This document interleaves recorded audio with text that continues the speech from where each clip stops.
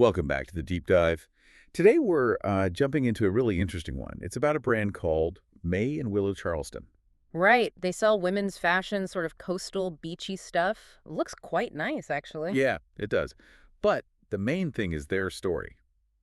They claim they've been around for 10 years. Heartfelt origin story, too. And that's what we're here to do, isn't it? We're going to look at that story, the one that really pulls at the heartstrings, What? and stack it up against the digital facts. Is this legit? Or is this story about May starting a business for her daughter Willow? Just, a clever front. Okay, so let's start with how they present themselves. Because, honestly, it seems pretty convincing at first glance. Absolutely. They nail the trust They're signals. celebrating this big 10-year anniversary, right? Huge sale going on because of it. Anniversary event. Huh. Makes it sound established, like they've been doing this forever. And they mention all the good stuff, free shipping, a 30-day guarantee, things that make you feel safe buying online. Exactly. You land on the site, see the nice pictures, read the story, see 10 years.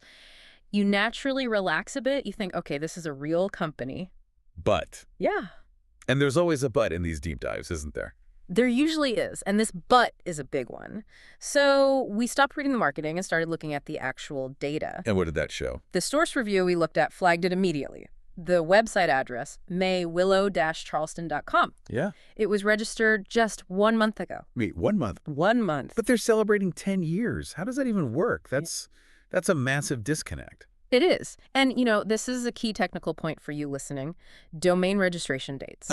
They're like a digital birth certificate. Right. Really hard to fake. It's okay. So when that date completely contradicts a core part of their story, like being in business for a decade, well, you have to lean towards the story being the fabrication. Okay, but couldn't they have just, rebranded? Maybe they had an old, clunky domain name and just switched to this new one. Is that possible? That's a fair question. It does happen. People rebrand, change from a .net to a .com, sure. Right. But usually there's other evidence supporting the history, and here, well, the other checks don't really back that up. External tools look deeper. Like Scam Advisor. I think the review mentioned that. Exactly. Scare Advisor given a really low trust score, like 47 out of 100. Oof, that's not good. No. It flagged the site as suspicious, potentially unstable. It wasn't just the domain age. Other things looked off, too. It smelled fishy, basically. So it's not just a new website for an old company. All the signs point towards the whole thing being new and maybe not entirely trustworthy. That seems to be the conclusion, yeah. The implication is pretty stark, that whole 10-year anniversary story. It looks like it was likely just made up. Wow. Why? Just to build trust really fast? Probably. Create this sense of history, of stability, then run a big anniversary sale to get people buying quickly, maybe before they look too closely. It's kind of a trap then.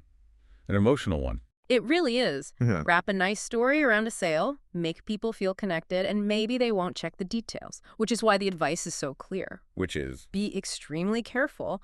The source strongly advises against putting your credit card details into a site when its fundamental origin story seems demonstrably false. Right. Don't trust it with your money. That makes sense. Yeah. So I guess the big takeaway here for you is just how powerful these stories can be.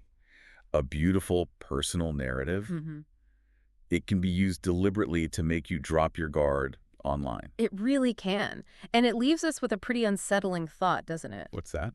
Well, if a company feels it has to completely invent its history, its entire reason for being, just to look legitimate, what does that say about their promise regarding the actual products, the quality, whether you'll even receive them, if they're lying about the story? What else might they be lying about? Exactly.